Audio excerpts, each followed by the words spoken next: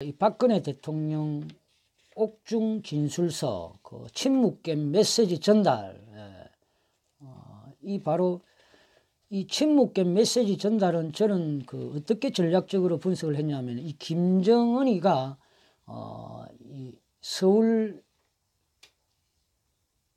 이 답방, 그러니까 이 김정은의 이 서울 방문을 이 대비하라는 그런 이 메시지로 저는 받아들였습니다. 거기에 대해서 제가 이 논리적으로 오늘 말씀을 좀 드리겠습니다. 말씀을 드리고,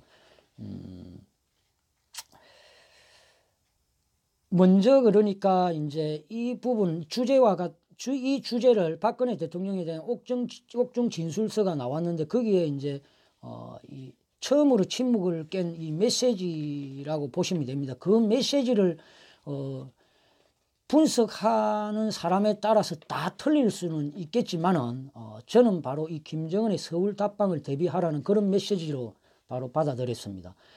이 주제를 이해시키기 위해서는 바로 지금 현재 박근혜 대통령께서 재임 하고 계셨을 때, 그때 국정원장이 3명이나 바뀌었었습니다. 어쨌든 이 3명이 지금 현재 감옥에 가가 있죠. 바로 이 남재준 전 국정원장, 그리고 이 이병기 전 국정원장과 이병호 국정원장, 이 3명이 지금 현재 감옥에 지금 가가 있습니다. 감옥에 가가 있고, 바로 이제 이 3분의 이 전 국정원장들이 지금 현재 1심에서는 남재준 국정원장 같은 경우에 3년 징역형, 그리고 이병기, 이병호 두 분의 이 전 국정원장은 바로 3년 6개월의 이 징역형을 지금 1심에서 선고를 받았고, 바로 이제 이 분들은 지금 현재 2심, 이 항소심을 제기해가지고 진행 중에 있습니다. 진행 중에 있는데, 바로 이 며칠 전에 19일 날 이 항소심 재판이 있었죠. 거기에 박근혜 대통령을 정인으로 이렇게 소환을 했었습니다. 소환을 했는데, 물론 이제 박근혜 대통령은 자신의 본인의 1심 24년형 확정 판결이 있고 난 이후 2017년 연말입니까? 2018년 올해 초죠. 그 이후로 재판 보이콧을 하고 있기 때문에, 물론 정인 소환에 이 건강상 이유로 일단 불응을 하고 나가지는 당연히 안 했습니다. 나가지는 않았고, 대신에 자기가 직접, 박근혜 대통령이 직접 자필로 쓴 그 진술서를 재판장에 제출을 했다라는 사실입니다.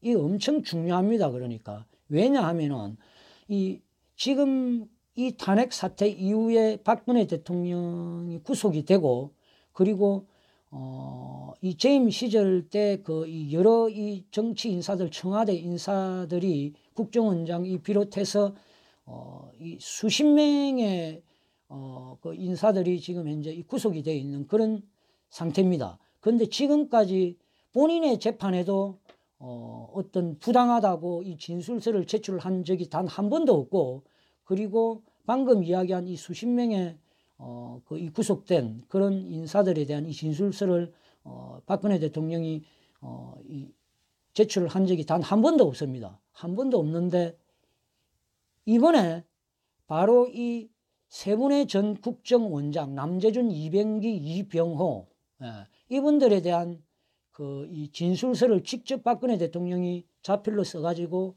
19일 날 이 3명의 전 국정원장의 2심 항소심 재판장에 제출을 했다라는 사실, 이게 상당히 중요합니다. 요거 기억하고 있으세요. 일단은 그거 하나만 먼저 기억하면 됩니다. 자신의 그 재판에 또 이 진술서를 한번 제출을 안 했는데, 왜 이 국정원장 이 3분에 대한 진술서는 제출을 해줬을까 하는 그거 하나 먼저 딱 기억하고 있고, 나중에 또 여기에서 이어서 본론으로 들어가기 전에 본론으로 들어가기 전에 바로 이렇습니다. 지금 현재 이 3명의 전 국정원장이 구속된 사유는 이 남재준 국정원장은 6억 원, 이병기 전 국정원장은 8억 원, 그리고 이병호 전 국정원장은 21억 원, 이렇게 도합 35억 원입니다. 이게 바로 박근혜 대통령 3년 몇 개월 단 그 재임 시절 때, 재임 때 이 국정원 특활비로 지금 이 박근혜 대통령한테 건네줬다라고 해가지고 이렇게 징역형을 때렸고, 또 여기에 연동해가지고 박근혜 대통령 또한 여기에 관련된 사람이기 때문에 당연히 이 박근혜 대통령은 이 관련 건으로 해가지고 징역 6년을 선고받았죠. 징역 6년. 그렇게 해가지고 뭐 30 몇 년 아닙니까? 어쨌든.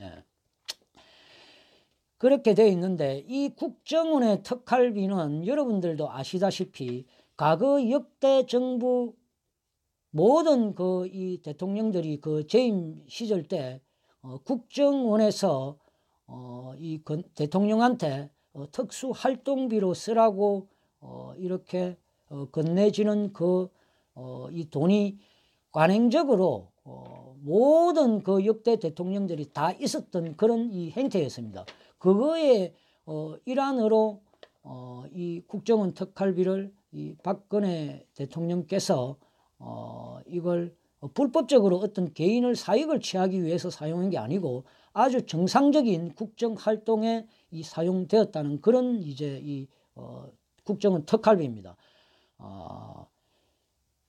한마디로 이제 이 박근혜 대통령께서 이 국정원 특활비 관련해 가지고 남재준, 이병기, 이병호 이 세 분이 지금 현재 2심, 항소심 이 재판을 지금 벌이고 있잖아요. 그게 다시 말하면 19일 날 재판장에 박근혜 대통령의 그 자필 진술서가 재판장에 직접 제출됐다는 거. 최초로. 그러니까 본인의 재판에도 이 진술서 같은 거 어떠한 항변도 한 적이 없는 분이, 그리고 자기 재임 시절 여러 이 청와대 인사들이라든지 수십 명의 그 우파 정치 인사들이 구속이 된 상태인데도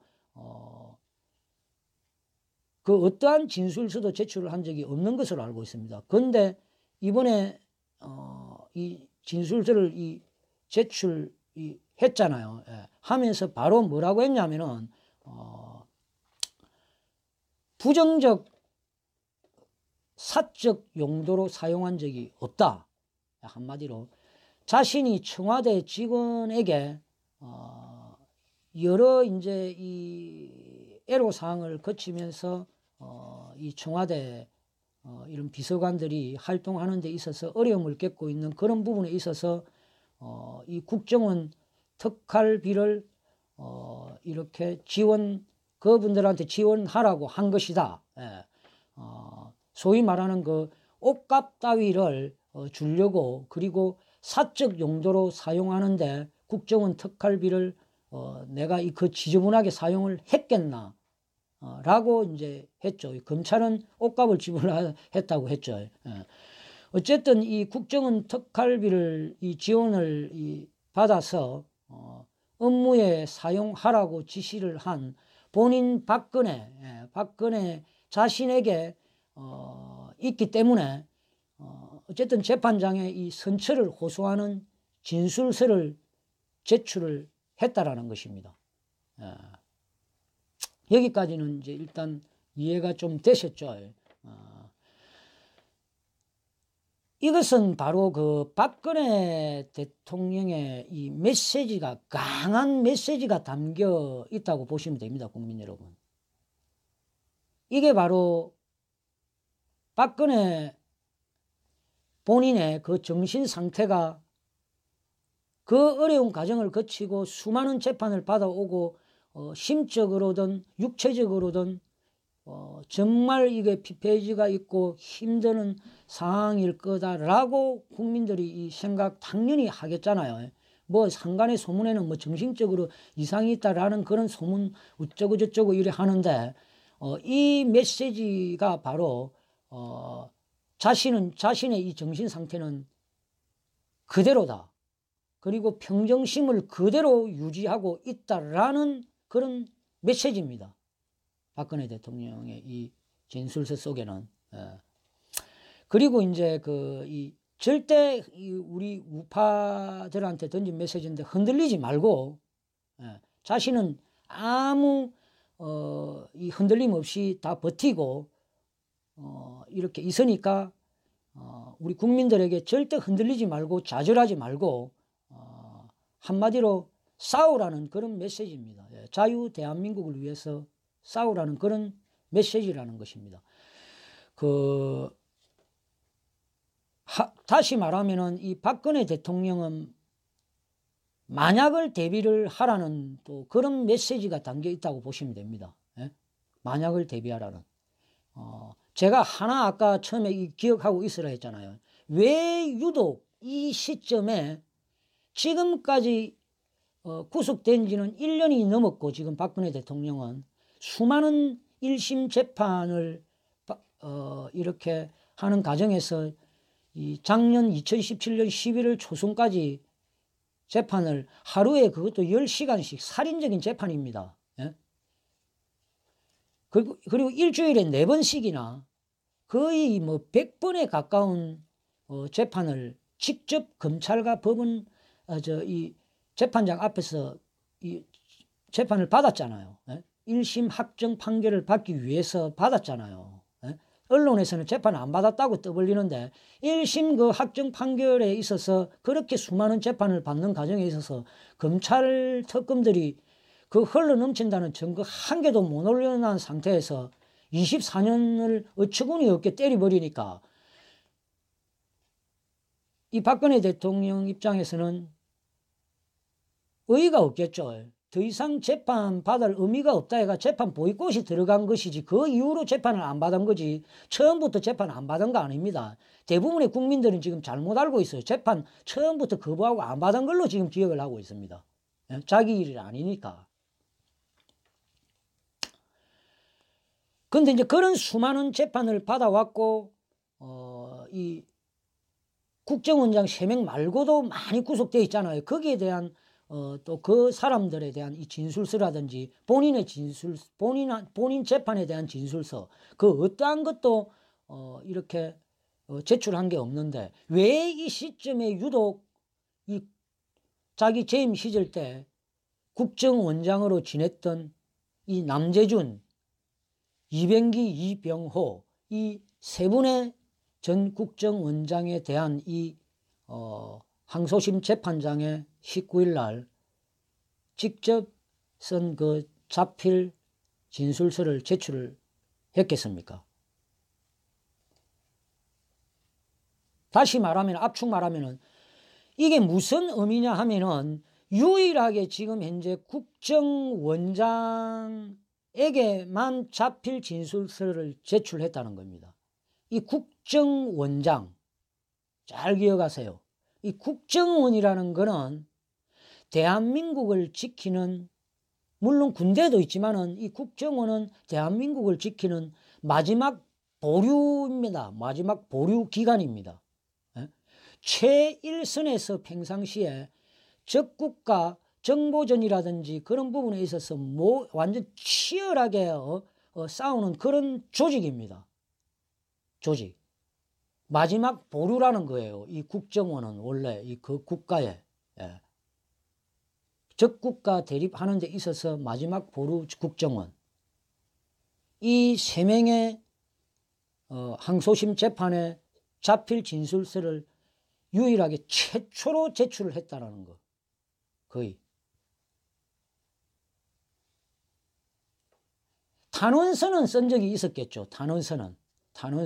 자기가 다 안고 갈 테니까 나머지 인사들은 잘못 없으니까 등등등 그랬겠죠. 자기가 죄를 지어서 다 안고 가겠다는 그런 뜻이 아니고 그러니까 이 정치적 재판을 그만두라는 그런 뜻이었겠죠. 그런데 자필로 쓴 진술서는 이분이 처음인 걸로 알고 있습니다. 처음인 걸로. 이제 지금까지 제가 서론을 이렇게 분명히 말했죠. 이 마지막 보루 국정원. 그 박근혜 대통령의 옥중 진술서 이 침묵을 깬 메시지 전달, 바로 이것은 김정은 서울 회담, 이것을 대비하라는 겁니다. 자, 이제 이 김정은 서울 회담에 대해서 제가 말씀을 드리겠습니다. 예, 이게 이 시나리오는 일어나지 말아야 되는 시나리오인데, 예, 우리가 대비는 해야 됩니다. 예, 누구도 이런 논리는 뭐 아마 이 펼친 적은 없는 걸로 제가 알고 있는데, 예.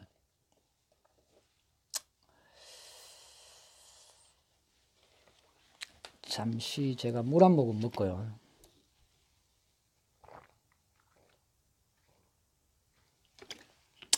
그 박근혜 대통령에 대한 옥중 진술서 이 부분에 있어서 이제 이 여러 유튜브 방송은 뭐 했겠지만은, 제가 어제 이걸 다루려고 하다가 어제 집회 제가 갔다 오고 이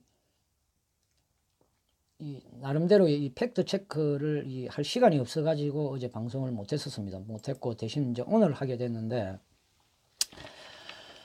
바로 방금 이제 들었듯이 이 박근혜 대통령에 대한 이 침묵을 깬 이 메시지는 바로 이 김정은 서울 회담에 이 대비를 하라는 그 메시지로 저는 바로 받아들였습니다. 받아들였고, 그 가히 이 제 예상과 이 시나리오가 일어나지 말기를 저는 바랍니다. 일단은, 예, 바라는데,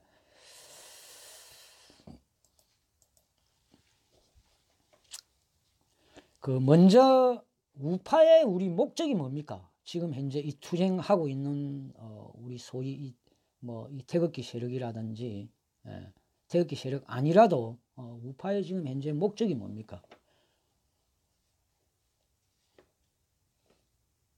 이 첫 번째 문재인 이 좌파 정권 몰아내는 게 목적일 겁니다. 일단 목적일 거고, 목적이라야 되고 또, 그리고 이제 그런 다음에 이제 이 몰아내는 이 투쟁이 이제 목적이고, 거기에 연동해서 이 우파가 나중에 대선까지 장악하고 집권을 하기 위해서 적어도 국회의원 뭐 한 200석 정도는 돼야 이 판을 완전히 뒤집을 수 있고 참 힘든 싸움입니다. 예.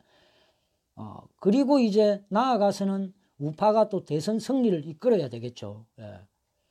요 3단계가 끝나고 나면은 마지막에 이제 동시에 이 잘못된 이 거짓 불법 탄핵을 바로 잡아야 되겠죠. 거기에 관련된 자들을 색출해가지고 발본색원해가지고 완전히 다 이 소멸시키는 그런 또 이 작업이 돼야 되고, 그 관련자들은 전부 처벌을 시켜야 될 것이고, 예. 이게 지금 현재 우리가 투쟁을 해가는 그 목적이고 전개 과정입니다. 예. 힘든 싸움이죠, 물론. 힘든 싸움인데, 자, 본론으로 이제 들어가면은, 다시 말하면 박근혜 대통령의 옥중 진술서에는 이 바로 침묵을 끈 메시지 전달이면서, 그 메시지는 바로 김정은의 이 지금 서울 답방, 이 회담, 서울 회담에 대비하라는 건데, 이제 그리고 이제 이 국정원장에 대한 이 최초로 이 그 국정원장들 재판장에 자필 진술서를 올렸다는 것은, 다시 말하면은 그 국정원은 대한민국의 마지막 보루, 적국과 이 항상 이렇게 전시 전이든 전시 중이든 1년 365일 24시간 예, 그 대치를 해가 있는 그런 이 기관이라고 보면 됩니다. 예, 마지막 보루 국정원입니다. 예. 이제 바로 제가 이제 본론으로 이어가겠습니다. 그 한마디로 그 우리는 당연히 연방제 통일을 막아야 되겠죠. 예? 이게 최악의 이제 이 시나리오고 최악의 상황에 대비를 해야 되는 그런 이제 논리입니다. 그러니까 사실 이게 김정은이가 서울에 와가지고 여러 가지 쇼를 펼치고 마지막에 돌아가기 전에 기습적으로 말 그대로 연방제 기습 선언을 해버릴 수가 있습니다. 예. 물론 이제 여러 가지 그거는 말도 안 된다 말이 나오겠지만은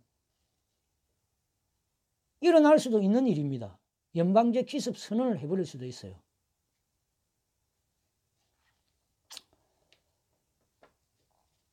그러니까 우리는 이 김정은이가 서울에 만약에 이제 오면은 아무 선언도 못하게 막아야 됩니다. 예?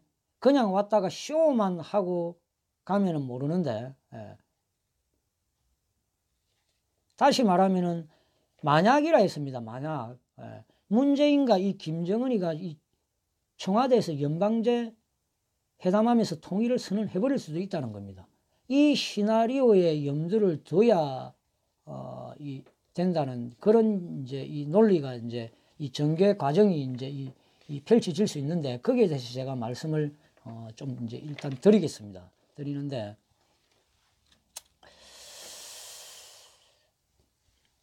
첫 번째는 그렇습니다. 이 최악의 시나리오인데 두 가지가 이게 발생될 수 있어요. 처음에 이제 이 김정은이가 서울에 만약에 온다. 예. 첫날은 뭐 별일 없겠죠. 특별히 뭐 여러 가지 환영 행사 등등 이런 게 이제 이 전개될 수 있을 것이고 한 2일차 되는 날에는 아마 이 김정은과 문재인이가 청와대 안에서 회담을 하고 연방제 통일 선언을 해버릴 수 있는 시나리오. 또 두 번째 시나리오는 청와대 안이 아니고 이 광화문 광장에 나와가지고 일반 국민들, 우리 태극기 소위 국민들이 아니고 일반 국민들 한 100만 명 정도 이 집결을 시킨 상태에서 김정은이가 연설을 한다 하면은 나올 거 아닙니까? 일반 국민들이. 광화문에서 김정은이가 연설을 하고 문재인과 손잡고 연방제 통일 선언을 그냥 해버릴 수가 있다는 겁니다. 예. 이거는 이제 하나의 이제 이 과정이 만약에 이 시나리오인데 만약을 이제 생각하는 그런 시나리오인데 이걸 염두에는 두고 있어야 된다는 겁니다. 이런 일도 일어날 수 있다라는 거에 우리는 이 생각을 하고 있어야 된다는 겁니다. 지금 현재 방금 이야기한 김정은이가 와가 청와대 안에서 선언을 할 수도 있고 문재인하고 연방제 통일을 광화문에 나와가 100만 일반 국민들이 있는 상태에서 연설을 하고 나서 기습적으로 이게 전부 다 기습적으로 선언을 할 수도 있다라는 그런 이 논리도 펼쳐질 수도 가능성도 있다는 겁니다. 예, 가능성. 이게 이제 우리 우파한테는 가장 최악의 시나리오겠죠. 그러니까 시나리오겠죠. 저는 그래서 이제 이런 말도 안 되는 일이 일어나지 말아야 되기를 바라야 되고, 예? 그리고 이 김정은이가 서울 왔다가 그냥 쇼만 하고 특별한 선언 없이 쇼만 하고 북한으로 돌아가기를 바라야 되는 겁니다. 물론 이제 김정은이가 오는 가정 하에 시나리오입니다. 뭐 서울에 아예 못 올 수도 있는 거고 아예 왔을 때의 시나리오입니다. 이제 만약에 사실 제가 방금 이야기한 이 두 가지의 이 대목, 청와대 안에서의 이 선언, 광화문 광장에 나와가지고 이 선언, 그 속에는 또 여러 가지 이 얘네들이 이 작업을, 사전 작업을 해놔놓고 이 선언을 하는 게 있는데, 그거는 제가 지금 제가 사실 말씀을 못 드립니다. 왜냐하면 위험해질 수 있기 때문에 저 또한 단순히 이제 와가지고 회담하고 선언, 그 속에 선언하기 전에 회담하고 이 연방제 통일 선언하기 그 전 단계인 그 중간에 여러 가지 일이 일어납니다. 여러 가지 일이 일어나는데 그거는 제가 이 방송에서는 말씀을 못 드립니다. 지금 단계에서는 지금 단계에서는 말씀을 못 드리고 여기에 이제 이런 일련의 가정이 펼쳐질 수 있다라는 이런 가능성의 무게를 두고 생각을 해보면은 일련의 지금 현재 이 문재인 정부의 그 대북 정책에서 우리는 찾을 수가 있습니다. 대북 정책에서. 저는 이걸 전략적으로 분석을 하는 겁니다. 나름대로의. 그걸 최악의 시나리오를 염두에 두고 저는 항상 뭐 이것뿐만 아니고 이 방송에서는 제가 이런 유의 이런 논리식으로 시나리오식 이렇게 뭐 투쟁도 어떻게 단계적으로 이렇게 하자 이런 말을 한 적은 없지만은 그거는 제가 저만 그냥 가지고 있고 제가 방송에는 안 다룬 겁니다. 그 투쟁 자체도 어떻게 하자 이런 부분 이런 시나리오 자체도 지금까지는 그 앞으로는 제가 이제 이런 가능성이 있기 때문에 투쟁 또한 이제 제가 지금까지 전략을 가지고 있던 그런 시나리오대로 이제 이걸 대비하는 그런 이제 이 전략을 짜 나가야 되겠죠. 투쟁 또한 이제 지금부터는 한치도 양보 없는 그런 이 완전히 정보 전쟁과 그 서로 지금 현재 수싸움입니다.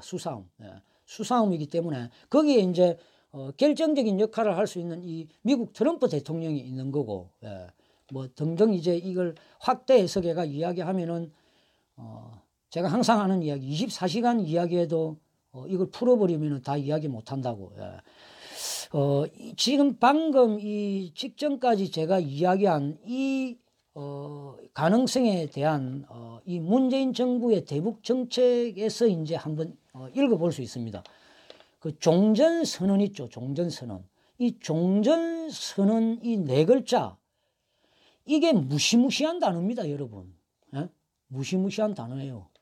물론 이제 트럼프가 여기에 동의를 당연히 안 하고 있지만은 이게 만약에 종전선언이 진짜 얼렁뚱땅 만약에 돼버리면은 방금 내가 이야기한 거 있죠. 이거는 그냥 100% 현실화될 수 있는 거예요. 100%는 말은 아니고 99% 현실화될 수도 있는 겁니다. 충분히 가능성이 있다라는 뜻이에요. 그러니까 뭐 퍼센트를 제가 감히 할 수는 없지만은 충분히 가능성이 있다는 거예요. 지금으로서는 종전선언이나 교향이 북한 방문을 아직까지 뭐 이루어지지 않았기 때문에 제가 방금 이야기한 이 최악의 시나리오 이 부분은 가능성은 희박합니다. 그런데 지금 현재 종전선언과 교향 이 북한 방문 이게 둘 중 하나라도 일단은 이게 성사가 돼 가지고 이루어져 버리면은 그 가능성은 방금 제가 이야기한 이 최악의 이 시나리오의 이 가능성은 엄청 높아진다는 사실. 그러니까 종전선언 이것만큼은 우리는 반드시 막아야 됩니다. 이게 바로 함정입니다. 그러니까 이 뭐 종전선언한다 해가 뭐 별거 있나 등등등 이런 유야무야 뭐 그런 식으로 해가지고 종전선언을 얘들이 지금 이끌어내려고 하거든요. 그 이끌어내지는 순간 방금 내가 이야기한 이게 가장 가능성이 높아지고 그리고 이게 종전선언 이걸 또 성사시키기 위해서 교향이 북한 방문을 하게끔 그런 평화무드를 조성을 자꾸 하려고 하는 거예요. 얘네들이 지금 하는 게 예를 들자면은 방금 내가 이야기한 이 시나리오에 이 작자들이 이 목적을 두지 않는다면은 종전선언하고 교향이 북한 방문하는 거 이게 무슨 의미가 있습니까? 특별히 북한한테 실익이 있는 게 아니에요.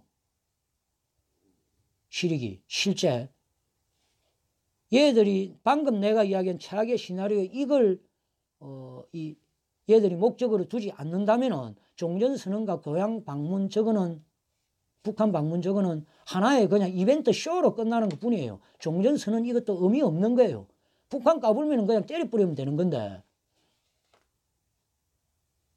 지금 얘네들은 지금 여기에 지금 현재 포커스를 맞추고 있는 것 같아요. 제 논리고 제 이런 전략적 분석입니다. 그러니까 전략적 분석이에요. 우리는 그러니까 요 종전선언과 교향의 북한 방문 이 두 가지 포커스에 엄청나게 분석을 많이 해야 됩니다. 세밀하게 분석해가지고 절대 이루어지지 않게끔 만들어야 돼요. 안 그러면은 방금 이야기한 이 김정은이가 서울에 와가지고 청와대에서 회담하고 나서 방문 한 2일차나 가는 날 정도 돼가지고 손잡고 종전선언 플러스 연방제 통일선언 해버리가 그냥 밀어붙여버리면 끝나보는 거예요. 그냥. 예? 뭐 미국이 지금 유엔이 들어와 있다. 그럼 밀어붙여보면 끝나보는 겁니다. 소위 부태다가 아니고 혁명이 일어났잖아요. 그러니까 예를 들면 군부에서 누가 혁명이 일으키가 좀 밀어붙여가 정권 차지해보면은 장악해보면은 끝나듯이 내나 얘들도 그렇게 하면은 그냥 끝나본다는 거예요. 그러니까 미국이 있고 등등 할지라도 그 사람들하고 우호적으로 또 가는 스탠스 취해가지고 가는 거예요. 원래 예를 들면 쿠데타가 일어난다 가정을 하더라도 누가 성공한 쿠데타는 미국하고 손잡고 갑니다. 처음에 처음에야 이제 밀당을 하겠지만은 인정해 달라고. 이것 또한 마찬가지가 될 수 있어요. 선언해보고 중국 쪽에 우호적인 관계로 안 가고 미국하고의 우호적인 관계로 가는 그 스탠스를 이 연방제 통일선언 서울에서 해보면서 미국하고 붙는 그런 식으로 그냥 가버리면은 그게 가능해진다는 거예요. 그럼 우파는 설 자리가 없습니다. 이제 그러면은 이제 통일된 연방제 통일은 중국하고는 완전히 이제 원수지간이 되겠죠. 이제 예.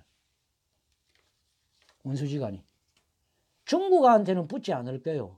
왜냐하면은 그런 미국이 지금 이제 주둔을 하고 있는 상태고 등등 핵 부분 이런 게 남아 있는데 바로 때려버리겠죠. 그냥 예. 그렇기 때문에 아마 이 우파로서는 그 시나리오에 대비도 해야 된다는 겁니다. 그러니까 또 이게 그 가능성의 또 행보를 보면은 김정은이가 문재인도 마찬가지고 트럼프하고 김정은의 그 2차 회담을 엄청 서둘렀죠. 이 앞전에 상당히 많이 서둘렀었습니다. 중간선거 미국 중간선거 11일 뭐 초순에 합니까? 중순에 끝납니까? 그것 전에 김정은하고 트럼프 이 2차 회담을 성사시키려고 북한하고 이 한국이 막 발버둥을 친 거 기억하죠? 그러니까 이제 저 같은 경우에는 그걸 그렇게 급작스럽게 트럼프와의 2차 김정은 이 회담이 서둘러 가지고 그러니까 문재인이가 3차 평양회담 갔다 오고 나서 바로 그냥 미국 날아가고 트럼프 만나고 그리고 바로 이야기 나온 게 지금 현재 전개되었던 게 김정은과 트럼프의 이 빠를수록 좋다라는 그런 스탠스를 취하면서 10월 말 뭐 중간선거 전에 뭐 회담 김정은 트럼프 그 이야기 있었잖아요. 그런데 트럼프가 중간선거 끝나고 한 12월이나 등등 이 하자는 식으로 그렇게 밀려난 단계 아닙니까? 예. 더 확대 제가 또 이거 풀면은 또 시간이 많이 걸리니까 다음에 또 그런 부분은 또 다루기로 하고 어쨌든 그 일련의 이런 행보들을 보면은 방금 제가 이야기한 이 가능성을 생각을 해야 된다는 겁니다. 생각을 해야 된다는 거예요. 다시 말하면은 그 종전선언과 북한의 교양 방문 그리고 트럼프와 김정은의 그 2차 회담을 엄청 앞당겨 가지고 이 처음에 추진을 했었다는 거. 물론 2달 뒤로 미뤄졌지만은 지금 이 세 가지를 놔두고 방금 제가 이야기한 이제 그 일련의 이 과정이 이제 끝나고 나면은 그 세 가지가 거의 끝나고 나면은 세 가지 중 그러니까 2가지만 끝나더라도 이게 자기들이 이제 그게 되더라도 김정은이가 그 다음 수순은 이제 한국에 오겠죠. 한국에 서울에 오겠죠. 아까 이야기한 청와대에서의 문재인하고 회담하고 손잡고 평화선언하면서 연방제 통일선언 그리고 아니면은 광화문 광장에 나와가지고 김정은이가 연설한다 하면은 적어도 일반 국민들 100만 명은 나올 거 아닙니까? 100만 명. 예. 거기에서 연설하고 우리는 하나로 이제 됐다 하면서 연방제 통일선언 그러면 일반 국민들 저 한번 보십시오. 지금 완전히 지금 통일 지금 현재 단계에서도 막 될 거라고 완전히요. 난리 부르스를 치는 국민들이 엄청나게 아직도 많은데 수십 프로가 되는데 그 여기에 우리는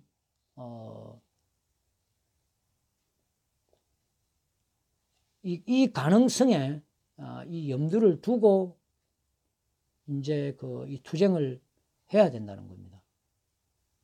물론 우리 투쟁의 이 목적은 첫 단계가 문재인 좌파 정권 몰아내는 거죠. 거기에 일환으로 이게 가능해지려면은 그냥 몰아내지는 게 아니잖아요. 우파가 최종적인 집권을 위한 1단계가 국회의원, 앞으로 17, 8개월 앞으로 다가온 국회의원 200석을 갖다가 우파가 다 가져와야 됩니다. 그래야 헌법이고 뭐고 다 다시 되돌리고 바꿔버릴 수 있기 때문에 그 다음에 이게 1단계로 승리를 해야 돼요. 예? 국회의원 200석 가져와야 되는 겁니다. 그리고 우파가 이제 그 다음 단계는 대선 승리를 해야 되겠죠. 이제 2단계가 끝나고 나면은 이 불법적인 이 탄핵 관련자들 전부 색출해가지고 다 처벌시켜야 되겠죠. 그렇게 이제 우리 이 투쟁은 이렇게 돼가 있는 거잖아요. 딱 명확하잖아요. 그러니 그 외에는 뭐 없잖아요. 이게 다죠. 그러니까 이게 힘든 싸움입니다. 힘든 싸움. 그래서 방금 제가 이야기한 이 박근혜 대통령의 옥중 이 국정원장에 대한 이 재판, 이 옥중 진술서, 자필로 쓴 진술서, 여기에 바로 국정원이라는 이 마지막 보류 기간을 담당을 했던 여기에 진술서를 제출했다는 것은 김정은이가 서울 만약에 오는 거에 대해서 대비를 하라는 거예요. 대비를. 그 메시지라고 보시면 됩니다.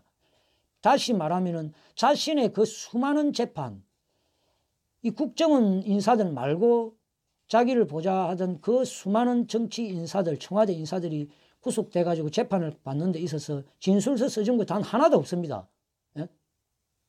근데 왜 유일하게 이 국정원장들 재판 여기에만 진술서를 써줬을까요? 다시 말하면 국정원은 대한민국을 지키는 마지막 보루입니다. 그러니까 마지막 보루, 이 대한민국의 마지막 이 위기 지금 찾아오고 있으니까 그걸 대비를 하라는 메시지로 저는 그 전략을 이렇게 분석을 했다는 것입니다.